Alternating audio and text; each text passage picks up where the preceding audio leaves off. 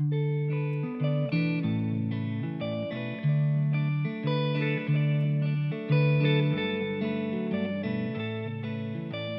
right, so Pastor Stan currently is pastor of Greenhouse Community Church. He is also an internship coordinator at Dallas Theological Seminary. That's for main campus and here, right? So you do both? Yeah. All right. He is a graduate of the U.S. Naval Academy. And in his sort of first career, he was a serviceman on nuclear submarines. And you're also, certified to deal with nuclear submarines and all that kind of stuff? Yeah. Very dangerous. That's good. We keep it safe. Okay. Yeah. Wow. Okay. So after he retired and left that career, he went on to study Old Testament and theology at Dallas Theological Seminary, where he did his master's in theology.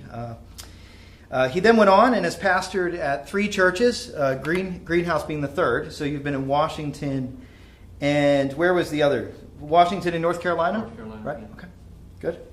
Awesome. He also taught science and mathematics in junior high and high school. Was this at the same time as pastoring the other churches and doing your master's? A little bit and doing the master's. And the master's. Yeah. Okay. Good. We needed to eat. Yeah, yes, you got to eat, and you got to go to school, and that's right. Yeah, they don't pay pastors a lot. So, and then you enjoy, he really enjoys Old Testament poetry, spiritual formation, discipleship, and Chaim Potok. So that worked out really well. You even communicated with Chaim Potok in email before he passed away. So it worked out. He and Carla have been married 32 years. That's awesome. Praise the Lord. And when's your anniversary? This June 15th. June 15th. Oh. Yeah. Yeah. I already got the date planned. That's right. Awesome. And they have 3 adult children. So we are so blessed to have you here tonight. Normally this would be the part where I call the speaker up, but I'm going to read the thing that he's given me to read. So, and I will allow him to explain the context of it. So just go with it. All right? So I'm reading from In the Beginning, Chaim Potok. 4:17.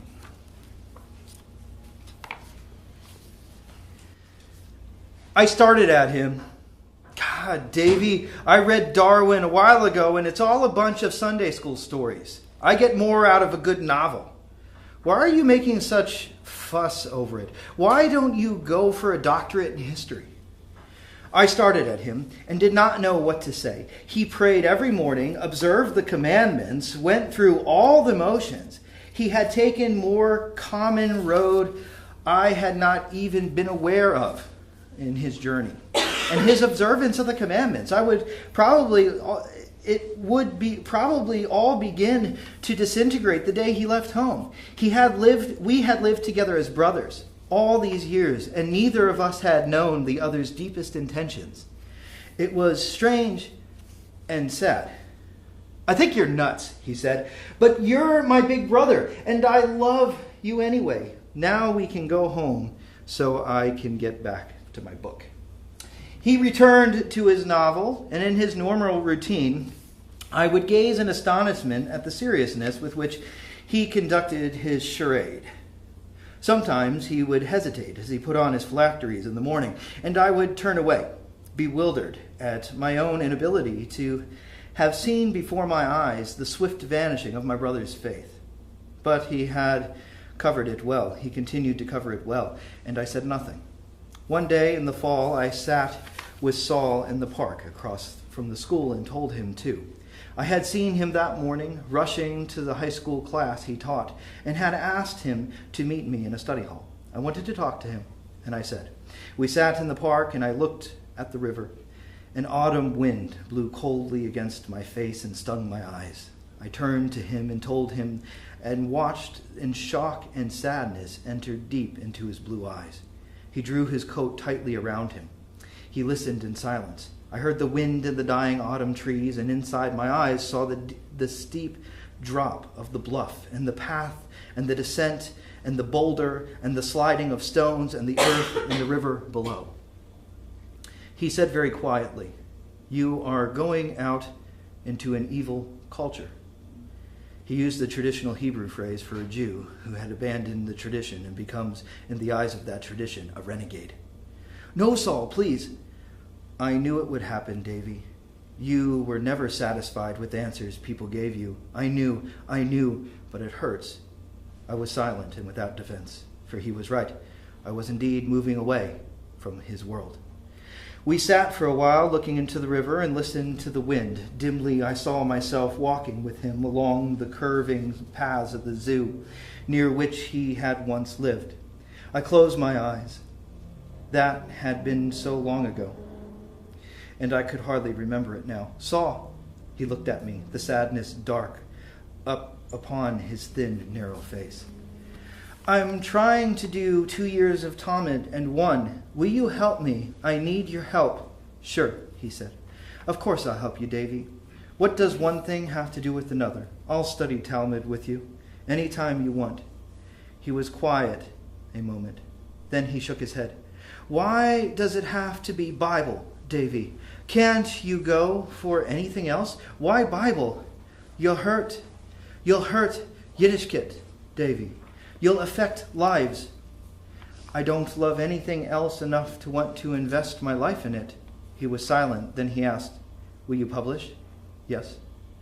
"Books and papers?" "Yes." "What about this piece of the Torah being from this date, and this piece of the Torah being from that? Things like that?" "Yes." Again he was silent. He gazed at a cluster of leaves blowing in the wind around his feet.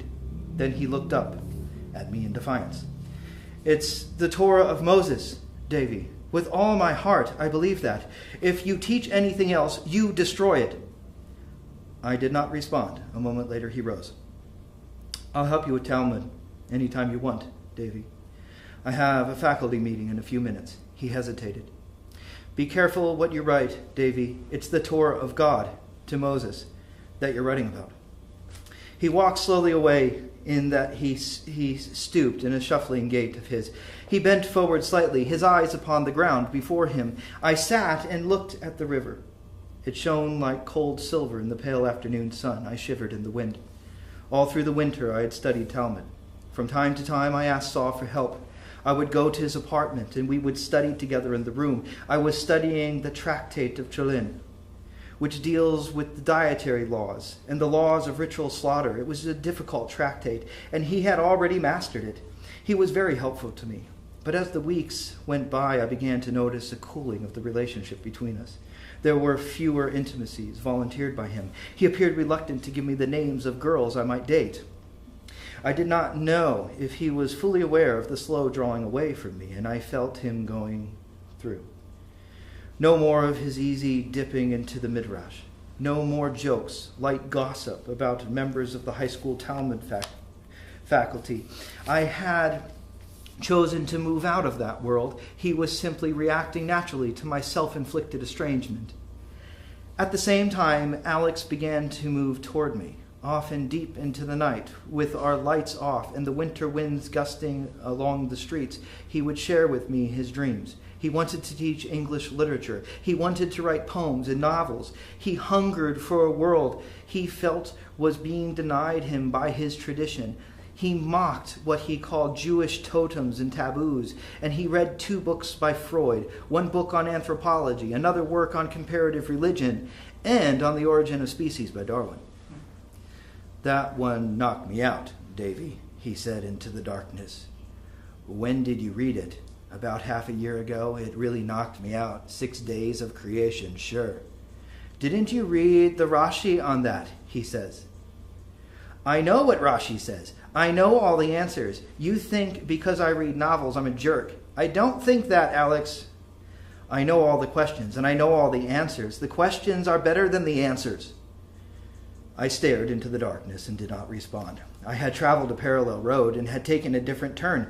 I understood what he was saying and had no answers as yet to give him. And so we would talk into the night, softly, as if we had become comrades in a secret revolt. My mother did not fully recover from the news of the destruction of her family. She was able to return to the store in the fall, but she was no longer the cheerful business lady she had affected to be in the past. She had lost weight, could not seem to regain it. Her nightmares grew less frequent. I would find her staring out of the window into the street in the sunlight of her pale, drawn face, and knew she was gazing upon memories of sunlight on trees and distant love that the world had ground to dust. I came upon her one afternoon as she stood in the living room window and kissed her cheek. It was winter. Snow was deep into the street and blew into the white gusting waves through the air. "We would play in it," she murmured. "I love the snow." "I was always afraid I would get sick in it," I said. She looked at me and smiled faintly. "Are you afraid of it now?" "No, Mom." "I'm glad." She gazed out the window, her gaunt face momentarily serene. "David loved the snow," she said. "He would write messages to me in it, and they would freeze in the wind, and my sisters and brothers would come by and read them and point to me and laugh.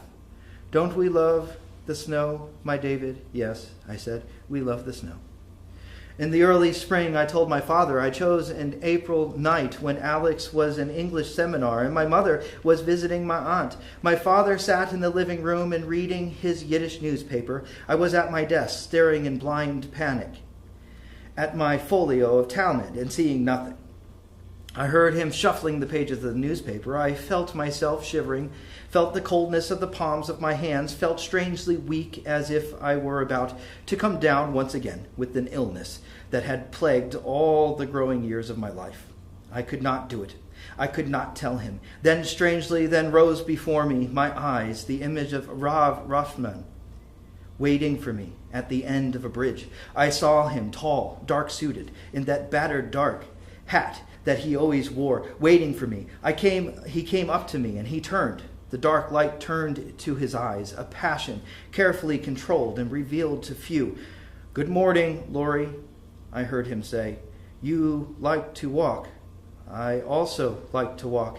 And I rose and felt him walking with me into the living room where my father sat in his easy chair, his tall black skull cap on his head, reading his Yiddish newspaper. In the cage, the canary perched in silence on one leg, rocking gently, a roundish ball of yellow feathers. It was a warm night. The window was partly open, and wind stirred the curtains. I sat down in the easy chair across from my father and asked if I could interrupt his reading. There was something very important I wanted to tell him, I said. He put down his newspaper, removed his steel-rimmed reading glasses. The light on the floor lamp fell across his thick shoulders and balding head. He was in his 50s now. He had looked older, ravaged by the endless wars with the world. He was moments away from relaxation, such as now, when he felt no need to hold himself a warrior. The cruel gouging of age was clearly discernible in the lines on his face, and in the folds around his eyes, in the fleshiness of he had once been trim, square face. He blinked wearily, yawned, rubbed his eyes. He wore a white shirt upon his neck, dark trousers and brown slippers. Curls of gray-brown hair lay in the opening of his shirt, ending abruptly with a white skin at the base of his neck. "Did you want a glass of coffee?" he said. "Maybe we could go into the kitchen." "I do not want any coffee," I said. "I want to talk." He looked at me then. His small gray eyes narrowed a little. A vague guardedness began to slowly enter him, as if he were drawing together the various parts of himself. He straightened himself in the easy chair. Some of the fleshiness disappeared from his face, and his prominent jaw, with its marked underbite, stiffened. He looked at me and waited. I had half hoped that Saul or Alex might have made allusion to my plans, thereby easing my somewhat unease. But it was clear that he had said nothing. I would have to do it all myself. I told him I had been thinking about what I wanted to do after I received ordination. He looked at me, sat up quite straight, folded his muscular arms across his chest. He waited. Behind me, I heard the curtain stirring in the warm wind that blew in through the open door, and I told him I had been thinking about it for months. As a matter of fact, for almost a year. I did not want to teach at a yeshiva, I said. I wanted to go on for a degree in a university. His eyes narrowed till they seemed closed. I saw a sudden flaring in his nostrils. Still he remained silent. "A degree in Bible," I said, speaking English and using the English word. "I want to study Bible. I had already applied to the university, I said. I was waiting for an official answer, but I had been promised acceptance. You did this behind my back, he said, as his face stiffened. I did not reply. What kind of a son does that behind his father's back? He asked. He was angry. He seemed hurt, but strangely calm. I was frightened by the calmness. I had expected an immediate raging reaction by his words. I told him I had not known what to do, and I wanted to tell him. I had been frightened, I said. I apologized for doing something behind his back. I had felt the need to have done this before I spoke to him, I said. I wanted to speak to him about certainty, not a possibility, I said. You were frightened to tell me? Yes, I frighten you. I lowered my eyes and did not respond. The canary, awakened by our words, stood on both legs, now on its perch. I am sorry I frightened you, he said. Even so, you should not have gone behind my back. I apologized again. He waved aside my words with a brusque movement of his arms. I am not interested in hearing your apology. He leaned forward in his chair. Tell me what it means to study Bible in a university. Your teachers will be goyim. And Jews, I said. The Jews are observers of the commandments? I don't know. They may be. I'm not certain. It is unimportant to you? They may not be observers of the commandments. His voice, capable of ringing loudly, was low and calm. You will study the Torah with goyim, and with Jews who are like goyim. What do they know of the Torah? They know a lot, Papa. How can a goyim who believes in Jesus or nothing teach a Jew the Torah? How can a sinful Jew teach the Torah? They're great scholars, Papa. They teach a new method. Scholars, he said in English, his voice ringing slightly and edging into contempt. Scholars, he muttered something in Polish. I did not understand. Then he said abruptly in Yiddish, You are searching for truth, yes? I stared at him. Yes, I know you are searching for truth. You will turn over the whole world in your search for truth. My brother David used to tell me he was searching for truth. He did not care what precious ideas he threw aside once he thought them untrue. I did not like the amount my brother I did not like that about my brother David. He was gentle in everything except his use of the mind. No, I did not like that. It is a curse to be born with too much brains as too little. Papa, I don't want to throw anything aside. No, he said, you have already. You are going to an evil culture. You have entered the world of the goyim. He said it very calmly and with studied sadness, as if he were reporting on a battle casualty to a superior officer. You do not want to throw anything aside. What more could you throw aside than the Torah?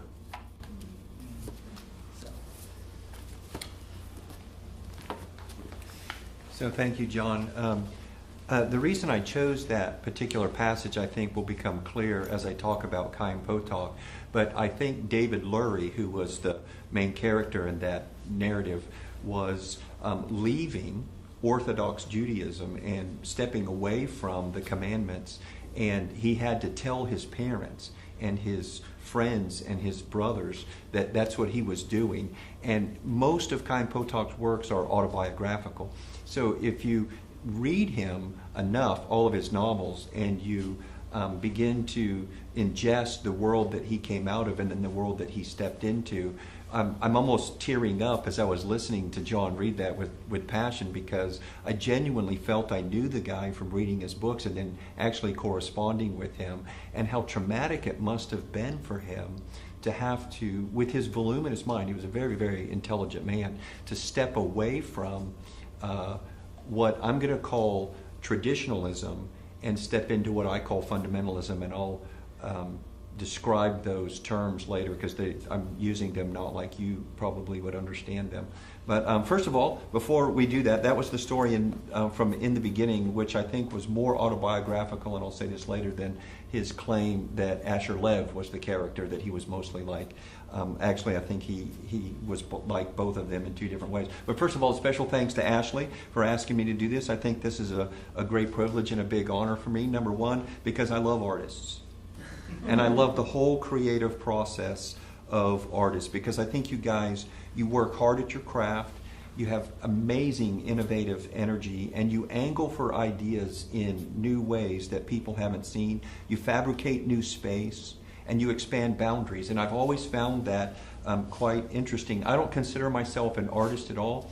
In my family, when my nieces and nephews get cards from me, or my children get cards from me, I draw stick figures on them. And so they're very coveted stick figures, and I drew something on the board over there just to let you know that's the limits of what I can do. And then second of all, because I just absolutely love Chaim Potok. And so when I just off the cuff had mentioned to Ashley that I had corresponded with him several times before he died, and then she asked me to do this, I just got super excited thinking about that. My favorite tale about Dr. Potok was a tale when he was a young man and he was coming home from university, and his mother was still nagging him about doing something other than pursuing a degree in English literature. And she said, "Chaim, why don't you become a brain surgeon? If you become a brain surgeon, you will make lots of money, and besides, you will keep people from dying." And he goes, "No, Mama, I want to study English literature." And then he went back to school, and as he went through the years, he would come back home and she'd go, "Chaim, you are bothering me so much. Why don't you become a brain surgeon? You will keep people from dying, and besides, you will make lots of money." And he goes, "Mama, I don't want to become a brain surgeon. I want to become a writer." And so finally, just before he graduated, she said, "Chaim, you're about to graduate. Why don't you become a brain surgeon? You will make lots of money, and besides that, you will keep people from dying." And he goes, "Mama, I don't want to keep people from dying. I want to teach them how to live." And that, to me, encapsulates what his pursuit of the truth was all about, was really living. And you know Chaim means life in Hebrew, and so his name was actually life. My serendipitous journey into the writings of Chaim Potok actually began when I was at Dallas Theological Seminary, and as John was telling you, I taught math, I taught science. My undergraduate degree is control systems engineering. I had a very rigid hermeneutic. Dallas Seminary is known for having a pretty rigid hermeneutic, a kind of a systematic approach to the Bible, and one of my professors, Dr. Bob Chisholm, introduced me to the literary analysis of the Bible, and I wrote some titles down here that I thought were really helpful to me. One was called Words of Delight by Leland Ryken. I mean, just the title of that work. When he's reading the Bible, he titles his work Words of Delight.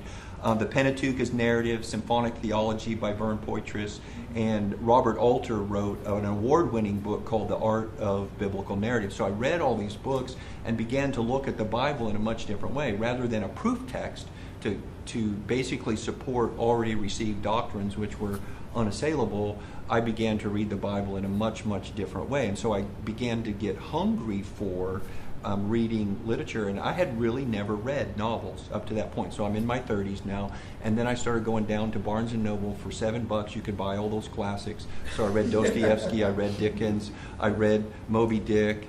I started just really loving reading that stuff, and it really changed the way I actually not only read the Bible, but also preached it.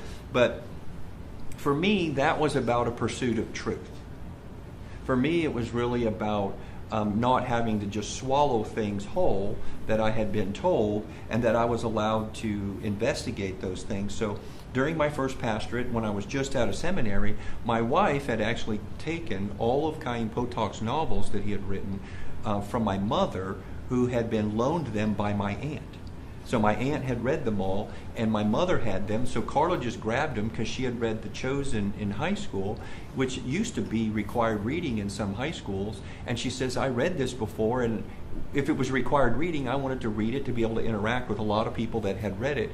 And I read that book, and I was a few pages into that baseball narrative, and I was totally hooked on Chaim Potok at that point. So then I read The Chosen, I read The Promise, I read My Name is Asher Lev, I read The Gift of Asher Lev, I read The Wanderings, I read The Book of Lights, and it was just, I just started flowing all through it. And then all of a sudden I started connecting with Potok in so many ways because he had been a chaplain in the Army, so I had military experience. He had actually served in Korea, which if you read I Am Clay, you'll see later why. The Book of Lights is about his time when he was over in Korea, and then an area of thought that I'd never encountered, and that's actually that there's a tremendous amount of Jewish guilt for contributing to the building of the atomic bomb because it wasn't dropped on Hitler, which they were told.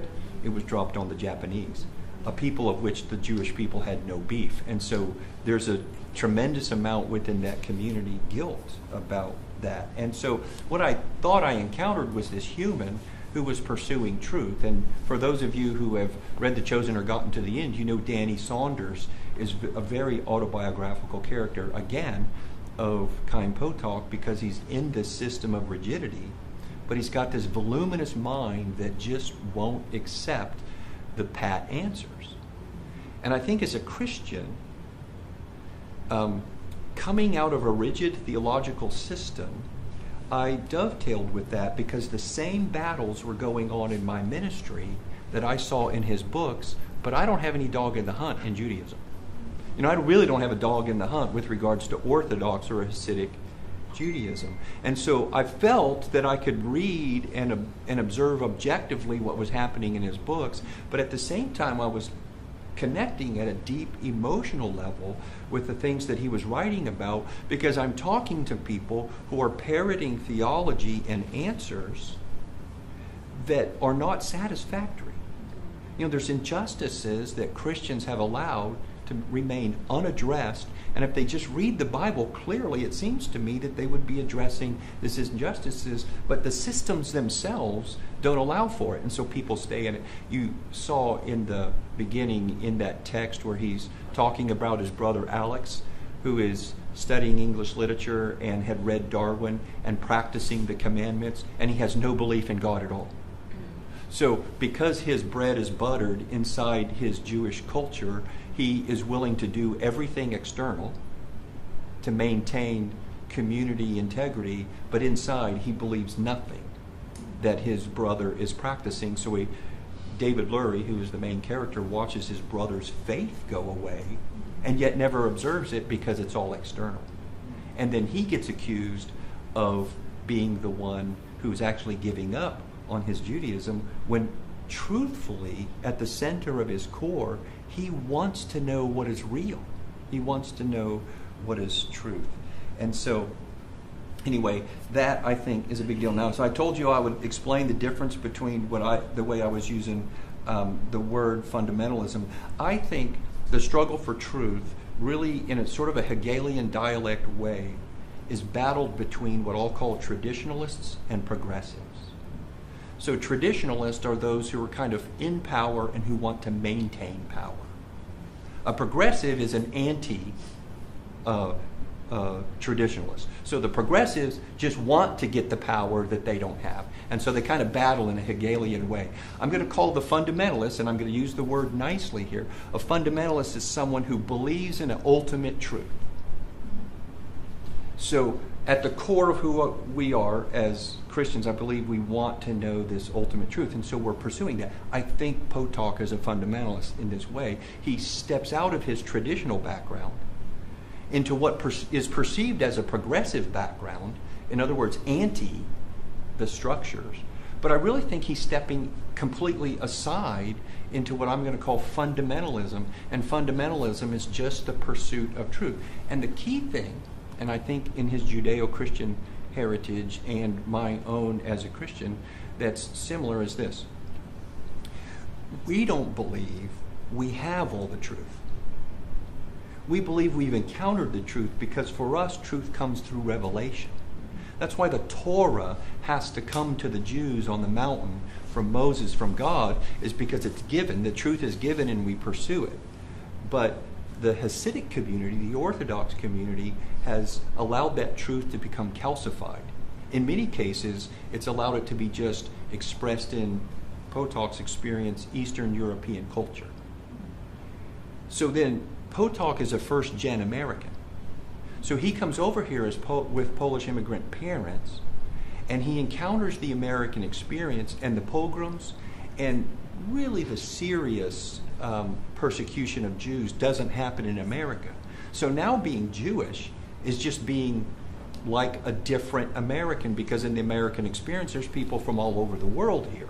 So then he begins to be allowed to investigate truth, quite apart from having to stay in his insular little community just to survive, which the Jews had to do while they were over in Europe. So as a first-gener in America, I think he then begins to be able to encounter new things. And so in The Chosen, you see Danny Saunders going into the library and reading books that his father would never approve of, because it's against Yiddishkeit. It's going to say something that we don't believe. And even if we have to insist that the things that we believe are bizarre, we can't let one thing be changed. Because if one thing gets changed, then everything gets changed. Now, you know I'm talking to you as artists, because you push boundaries. I think this is what artists do, is they seek truth. And that's why sometimes artists are scary to people who are traditionalists. And I think a true artist, I think, is actually threatening to a progressive. Because a lot of times what progressives will do is just embrace anything because it's against what they're trying to take down. And that's a bad way to live. I think the real people, and I think there's truth seekers in both the progressive and traditionalist camps, so that the fundamentalists at the center, are all trying to say. So I think I'm a truth seeker coming from a traditionalist background. I think there are truth seekers in the progressive camp too. And when you meet those people, sometimes you forge some of the most odd friendships that the world would look at and go, how are you guys friends? But at the center of it, it's because you're really looking for that which is true. So that's my definition of fundamentalism. So I hope you allow me to use it in the way I'm using it. I got a quote here from Potok that says, "I'm not altogether certain that a fundamentalism of necessity has to argue that it is the only reading of the human experience in order to stay alive." Now he's using the word fundamentalism like I'm using traditionalist. So what he's saying is I'm emerging out of this tradition that is just willing to swallow answers and not think about it. So that's why I contacted him, is because when I read his works, I believe that truth is centered in the person of Jesus Christ. And when I read his works, his view of Christianity was very Roman Catholic with a heavy European Mariology involved in it. So he talks quite a bit about in his works that Christianity are idol worshippers because they see little statues of Mary all over. And as a little child, he's walking by the Roman Catholic Church and seeing statues of Mary, and he knows this is idolatry. So he's thinking that Christians are worshiping Mary. And I know from his books that he read the Gospels. He was actually rather upset at Jesus for challenging the rabbis and some of the rabbis' conclusions on things, and so he kind of sees Jesus as a renegade. But I always wanted to eventually get into the dialogue where we could talk about Jesus as the Messiah. And after we corresponded several times back and forth, and I really wanted to let him know that I was a man of peace, and he wrote back to me that he considered me a man of peace through the dialogue, and then he passed away. So I never got to the point of actually getting the gospel to him. I think he probably had heard it, but that's really, really where I was going with that. And it was really kind of interesting to me that he was willing to dialogue with somebody who just emailed him from Washington State, where I was living at the time, and then we actually corresponded quite a bit. So like I said, he was the son of Jewish immigrants. I think a first-generation American. He was a bridge kind of between two thought systems. And this is a quote of his again: "To the extent that I come from a deeply religious tradition and have been contending with those beginnings all my life, that constitutes the subject of much of my early fiction." So as you're reading in his work, you see so much of the religion. Now, for those of you who saw The Chosen, the play, that was so well done at the Evelyn Rubinstein Center. But there were some things that they couldn't pick up in the play that are in the books. And you always know this, the movie's never as good as the book, right? So for all you writers, when your movie comes out, it's not going to be as good as your book, right? But here's the thing, that the concept of Sabbath and the way the Orthodox practice Sabbath is really strong in Asher Lev. You can also pick it up in The Chosen, but in Asher Lev, his dad and he are fighting the whole system the whole time, and then they just stop on the Sabbath and they sing the Psalms together, and they just take a break from fighting and practice Sabbath. And so you can see it a bit in The Chosen, where they'll take a break or they'll talk about practicing it. In the beginning, they actually get a little bit more into what the family looks like as they're practicing Sabbath. He's always saying the Kaddish prayer in his books. All the morning prayer of the Kaddish, they're always saying that in Davida's Harp. In that book, there's a bunch of death in that book, and so the Kaddish prayer shows up. And it's just kind of interesting to me that he throws all that in there, and yet you as a non-Jew don't find it imposing. It's not just like hard to read as you're just reading the way those people kept the commandments and practiced their faith. So he came from an Orthodox family. He didn't come from a Hasidic family, but he had a significant amount of interaction with the Hasidic Jewish community in New York City. And there was another quote here I have of him. It says, "There is in my work a very strong religious foreground and background, and the latter work of that tends to diminish, but it's certainly present in the early work." So his stories ultimately are landscaped in the background of post-World War I, between World War I and World War II, the Depression, World War II, and the Holocaust is a major, major thing that he has to deal with in his life, because he has family that were exterminated at Treblinka. And so when you read in the beginning, he actually goes over to Poland, and he actually visits the place that his family has all basically been wiped out in a day. And so he, as a person, as a human being, is really struggling with why God, where is God, why are we as the Jewish people always suffering? And it really rocks him when he goes over to Korea and he sees an intense amount of suffering amongst Koreans. And the Koreans have no historical connection with the Jewish people, and yet they suffered very much like the Jewish people because of conquerors. And the Koreans view monotheists as all the same. So a Korean is looking across the pond and going, Islam, Christianity, and Judaism is all the same thing.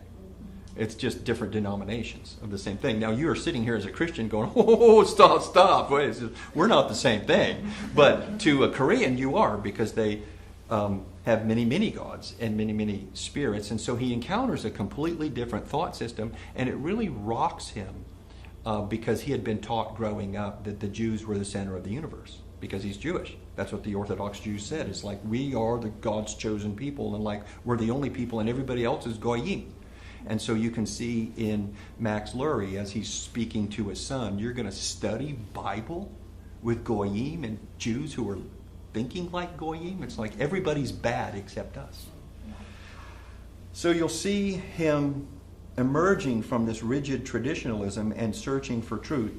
The characters, some of that I've mentioned, but Danny Saunders, Asher Lev, David Lurie, and then they're all leaving their heritage. But then you read Davida's Harp, and he writes about a young girl who's got an Episcopalian father and a Jewish mother, and her dad dies, and she actually does the reverse. Her parents are disenfranchised and hate the world, so they join the Communist Party. And then what ends up happening is Ilana Davida Chalin starts investigating her Jewish roots and then becomes more Jewish, which is sort of an interesting twist in his novels about, he always wrote about men, and then all of a sudden he's writing about a young woman doing the reverse, and it was kind of interesting. I genuinely think he had trouble with women, and the story about his mother, I think, is a little bit like that. If I was Freudian, I would probably ask the question, why are there so few women in a lot of your novels as playing any role, prominent role? It's almost like Frodo and Sam, but you've got Reuben Malter and you've got Danny Saunders, this friendship, and there's a lot about like that. He said this, I think that most serious writers, certainly in the modern period, use their own lives or the lives of people close to them or lives they have heard about as raw material for their creativity. And since you write out of your own experience, he, as I said earlier, identified publicly most with Asher Lev as a character that he wrote in his novels. But if I'm allowed to step into somebody else's life and tell them who they really are, rather than they saying, defining who they really are, this is why we live in community, right? So people can tell us who we are. I would say that emotionally, he was more like Asher Lev. But I said intellectually, he was more like David Lurie, because he has this voluminous mind, and in the book, in the beginning, he actually intimidates as a little boy adults because he asks questions that they don't want to answer. And so the fact that he as a little boy is figuring out the chinks in the armor that he is being asked to swallow, the adults don't like him. He actually intimidates his teachers, and I think that probably was his experience growing up. He talks about Freud, he talks about Picasso, he has an engagement with historical Judaism. His ability, he talks about symbolic math logic. For him to be able to write all those things with integrity meant that he interacted with them and kind of knew them. And for me, I think that's rather impressive. I got another kind of big point, but I want to come down here to the end here and talk about him as an artist. First of all, in his technique, I think he is absolutely genius in using the vehicle of baseball to bring together Danny Saunders and Reuben Malter. And here's why. Because the Jews could care less about competitive sports. Right? So as a Goyim and as an American, he just ropes me in to the Jewish world using baseball. That was a genius writer's choice. Because how else would a Hasidic and an Orthodox Jew have such a connection other than, he hits the ball and smacks him and almost loses his eye. That was really brilliant. And it took me a long time to figure out that baseball was such a common American thing and such a big thing at that time in our history.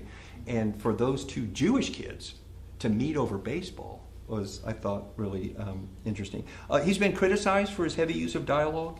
Many of his critics considered it stale. If you read his novels, most of the quote-unquote action takes place in a kitchen or a classroom. I mean, it's like you're in these boring places. And yet, as I read his novels, he engages the whole world. How he does that through dialogue and through just the thought reflections of his characters is amazing. So they just start thinking, and you're in a kitchen or you're in a living room or a classroom, and all of a sudden you're engaged with all the politics of the world, the historical suffering of the Jewish people, cruelty unimaginable, and you begin to think about your own experience because you think from a kitchen.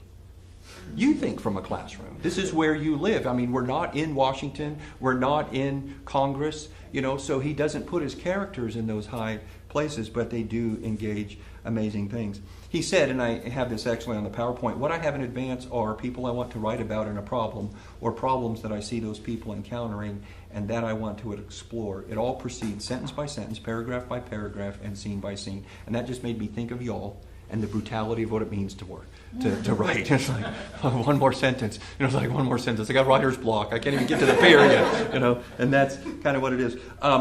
Intellectually, and I don't know if you know too much about what textual criticism is, but it shows up in a couple of his novels. There's this discussion between the Babylonian and Palestinian Talmud. And so let me explain this quickly, is that the Babylonian Talmud is the Talmud that the Orthodox and the Hasidic Jews received. It's sacrosanct. It can't be questioned. It's like the people who insist that the King James Bible is the only Bible you can read from. They just don't know Greek and Hebrew very well.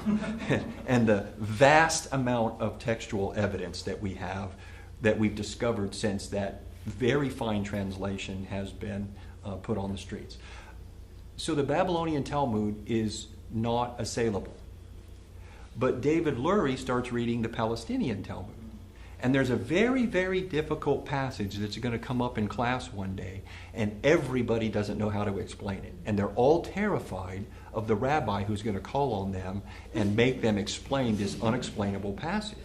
So what David does is he reads the Palestinian Talmud, and he realizes that there's probably a copyist error in the Babylonian Talmud.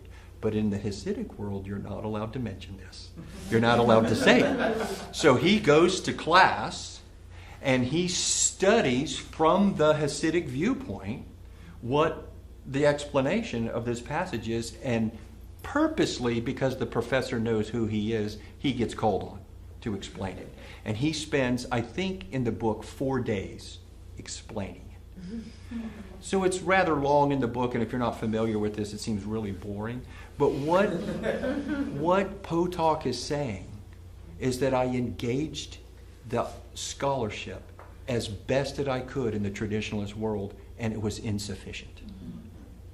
And if you just allow for this simple explanation, which we would all say is true, if we didn't have to protect a tradition, we could make the movement and not depart from the truth, which I think is key to his heart. And so afterwards, the professor calls him in and goes, "Did you study anything else?" And he goes, "Yeah." And he goes, "Did your dad show you how to do it?" And he goes, "No." He goes, "I studied it myself." And then his professor goes, "I'm not opposed to such methods, just never say it in my classroom." So once again, you get another voice trying to protect the traditionalist viewpoint and not allowing the fundamental of truth to drive them forward. So this is why I connect with him. It's because I want to be that fundamentalist who pursues truth and see it as external. And then the other device that he uses, so that's my intellectual Potok, is when he paints through Asher Lev. Asher Lev paints. And this is idolatry in Judaism, to paint. To create the figure of a human being made in the image of God, to paint, is a waste of time. Writing novels is a waste of time. It's idolatrous in the Hasidic community. So I would say that Potok is intellectually David Lurie, challenging the Babylonian Talmud with the Palestinian Talmud. But then emotionally, he's Asher Lev, because when Asher Lev paints, it gets him in a lot of trouble. And if you haven't read that book, I'm just going to let you say is that he paints something that drops a bomb in his family, and it creates a massive amount of trouble. And if you don't know Hebrew, Asher means happy, and Lev means heart. And that character is anything but happy, because he struggles deeply with this gift that he has, and he believes it's from God, and he's being told it's from the evil one. And he has to paint.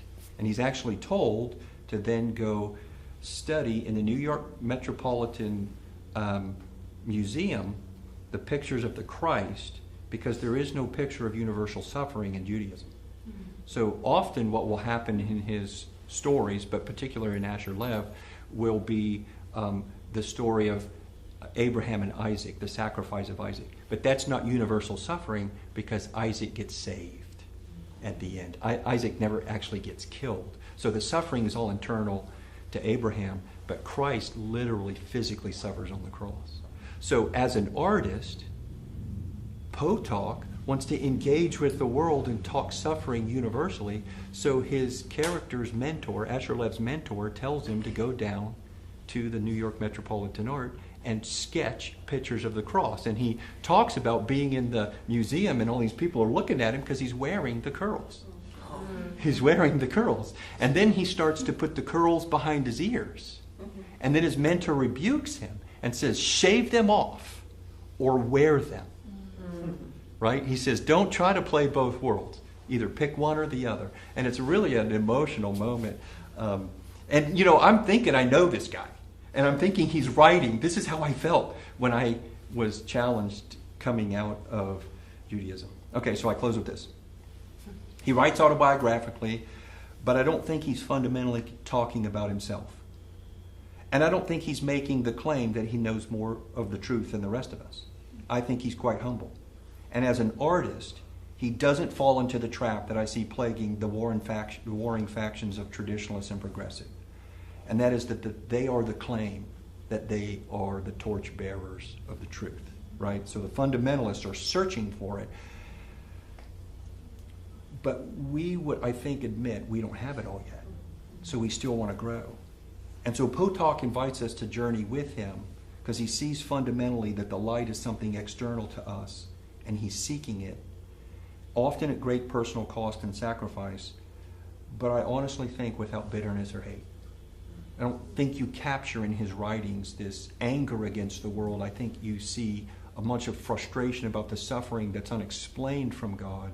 But I don't think he's bitter against God, and I don't think he's even bitter against the Goyim.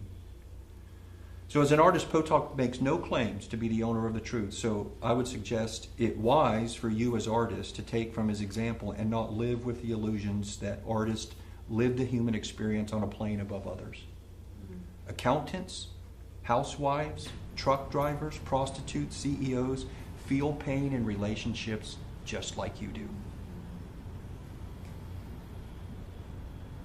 Children, the elderly, blacks, whites, the religious and the non-religious all have sorrow that's just as sharp, and maybe more so than non-artists, or than artists. Maybe the non-artists suffer more, and here's why. Because they don't have the skills to explain what's going on inside them. That's what you do. One of the great abilities that you have as an artist is to draw out and precipitate into thought what people are feeling but don't have the skill to do. But that doesn't make you better than them. That just makes you having a gift, like Asher Lev had a gift, to draw that kind of stuff out of people. That's why I think you are necessary. You help the rest of us see very clearly what's going on in our lives, to help us navigate the fog that we feel every day. I know you burn with something to say as an artist. I think what you want to say is truth. You want to get others to engage with truth. But just as a reader, as an observer of art, don't lead me to you. I don't want to end up at you. You will betray me if you write about you, if you simply are trying to express you in your work. Chaim Potok is autobiographical, but he never leads us to himself. He always leads us to look at the broader world around us and try to find out what is true. So invite me on your journey. And if you do that with integrity, I believe, like Dr. Chaim Potok did, that you will do that well, and I will welcome you into my heart, and I will bid you to teach me how to live. So I understand there's supposed to be Q&A. That's the end of my talk.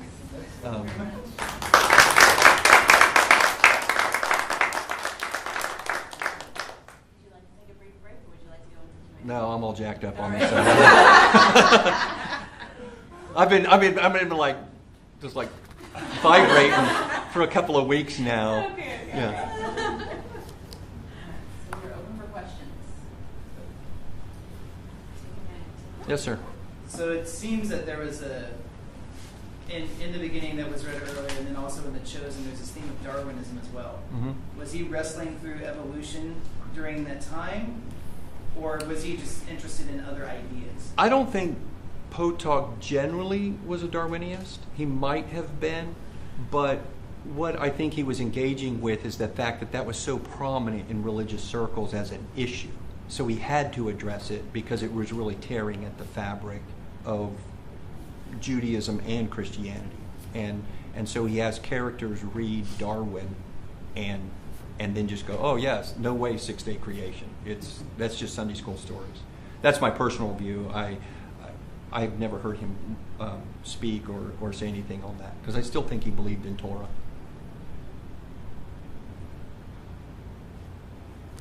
What do you think is like the gateway book into Chaim Potok? I think in the beginning, this one. I think this is him as a little boy. But the end story, Midnight for Old Men, or Old Men at Midnight, which is his last one, he ties everything together.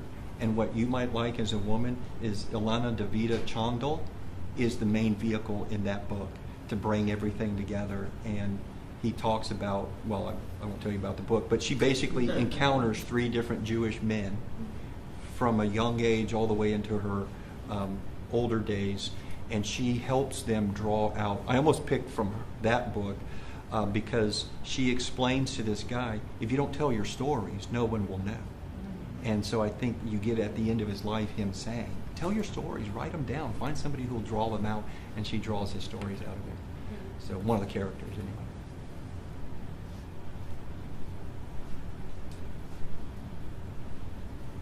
Yes, sir. Do you know what his relationship was like with his father? Because it seems like there's a lot of father-son interactions. Yeah, I think it was pretty much like he wrote in his books, is that he was really, I mean, they just didn't get the fact that he would step away from this tradition. When you're reading in The Chosen and they talk about the generations of the rabbi, that now, you know, he's going to step away from that, that you see those comments about that, leaving that. You notice in none of the pictures he's wearing a yarmulke. He's not. That speaks loudly to me about where he went. Yes, ma'am. You might have said this, but I forget. Did he grow up like Orthodox or Hasidic? No, he grew up Orthodox with a significant interaction with the Hasidic community. So he was very familiar with everything that went on in that community. And you saw that in The Chosen when Reuven shows up and they talk in the synagogue that one Sabbath. Yes, ma'am. I was just thinking about, I think you mentioned that he kind of talks about Judaism in a non-imposing way. And you can read his work and not be a Jewish person, Yeah. and you can get sucked into the world, I think right away. He does that in very intriguing ways. And so one of our writing workshops is on religious experience and how do we as Christians do that, because, and maybe I guess he struggled a lot within his own community, but I think there's a struggle within the Christian community to try to show tension within belief. What are some suggestions you have from what you've read at Potok? So what I think about the Jewish world is that it's much more defined. So to draw me into it, I can describe several things that are almost universal in Judaism with regards to prayers. And like the Kiddush prayer, every single variation of the Kiddush prayer starts the same way. It's much more difficult in the Christian experience, thinking in terms of Pentecostal, high church versus low church. I mean, what are you trying to express? Because what we're really trying to do, I think, in Christianity is draw someone into a person. And that's much more difficult, don't you think? That's why sometimes when you see in literature someone who's reprobate, who demonstrates the character of Jesus, you go, that's like Jesus. You know, that's more Christian than the people I know. And yet the characters are not necessarily redeemed. They're just demonstrating a love of humanity and stuff. So honestly, I'm going to talk around that because I'm not an artist. I'm not sure. Suggestion. When you write it, I'll recognize it. But say, yeah, that's awesome. But that's an excellent question that I think gets thrown on the table is, what are you trying to say really is legitimate Christianity? I'm going to think about that. Well, yeah, we're all thinking about it. Yeah. I'm glad I came tonight to hear that question. I mean, that's what I'm trying to do from the pulpit every Sunday. Yes. Is not describe something that's easily tied up into a neat little ball and lived and not engaged with, so that I'm not called beyond the borders that I'm living. And I think a lot of people are very comfortable with just describe me enough of Christianity so that I can manage it. But life grows out of the concrete, right? I mean, it's like weeds come up out of little cracks in the concrete. So life just goes everywhere. And the words I get are out of Genesis, like teeming. That's one of my favorite words. You know, God just speaks and there's life. And then all of a sudden, you know, we can't control it. That's a good question, though. I'll just tell you, I almost missed talking tonight because I'm doing a wedding tomorrow. And so the wedding, we'd actually committed to the wedding before this, and the rehearsal was tonight, but they adjusted their rehearsal so I could make it tonight. But the family that's getting married, there's relatively little Christian testimony. But there's a hunger there, I think, for what is true. And Carla and I have been able to engage this family in a way that they're all really excited. And people who really kind of looked at me and says, oh gosh, an old white man pastor. Because it's a multi-ethnic crowd. They're all looking at me like, oh my gosh, this guy's probably going to be just Joel Osteen. We were able to engage them in ways that I think were incredibly life-giving, and they were really excited at the end. We said, man, we're just glad that Jesus is breaking out over this whole situation and washing over it, and it's fun to be a handmaiden to that. It's fun to be the groomsman, to watch Jesus interact with his bride, redeem things. It's exciting. Yes, sir?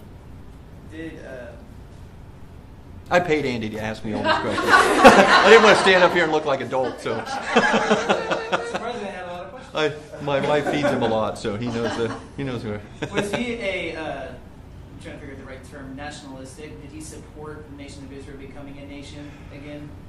That is a tough one. I genuinely think that Zionism, as he writes through, is it David Malter, Reuben's dad, that the justification almost is the Holocaust will be worth it if we get national Israel. And I think he's kind of distancing himself from the idea that it will be run by Goyish Jews. It'll be run by secular Jews. So I think he embraces that in The Chosen. And it shows up in some of his other books. Again, I didn't ever dialogue with him or talk to him about that particular thing, but through all of his reading, the Holocaust is really, just always looming as with regards to suffering, and to get something out of it. To be just integrated into American culture wasn't good enough. I think there needs to be a national Israel. And so I think when David Malter gives that speech, that's such a heroic apex moment for Zionism. Even though, Reuben is going to be the rabbi of these Jews who just give stacks of cash to the effort. It's like, could care less about the commandments. So yes, I'll even take care of those Jews. He has a compassion for them because they've been hounded for centuries. You got to read his book, The Wanderings, which is a history of the Jews. I mean, he writes a long, voluminous history. I never knew how much Jewish culture was in Spain prior to the Inquisition. But they had significant culture centers there, and then it kind of went away in the Inquisition and all that. When I was a boy, I lived in Germany, and my parents took me to Dachau as a little boy. And I remember looking at a room, maybe not much bigger than this, where they kept about 200 people. It was actually smaller than this. And there was only one. And so the Holocaust is being described to me. I'm thinking, well, it's only 200 people.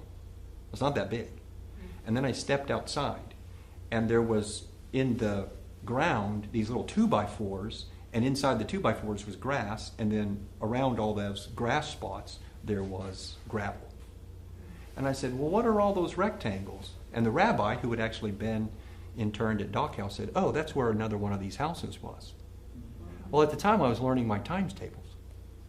So I looked down the row, and I looked down the column, and I saw a massive number of these buildings times 200. And it was a number bigger than my head could fathom. And all of a sudden, the weight of what happened at the Holocaust hit me as a child. And ever since then, I've had an affinity for the Jewish people. And, I wasn't a Christian. I wasn't raised in a Christian home. My parents were pretty much non-judgmental and not racist. So I wasn't ever raised in a way that I thought people who were different were wrong or bad.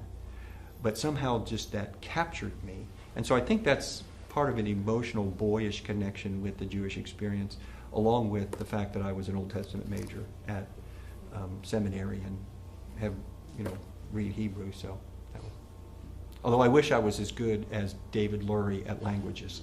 When you read it, he's like 6 and he learns all of Hebrew and grammar, and I was like, I still struggle. Any more questions? Well, thank you so much. Oh, thanks so much for having me.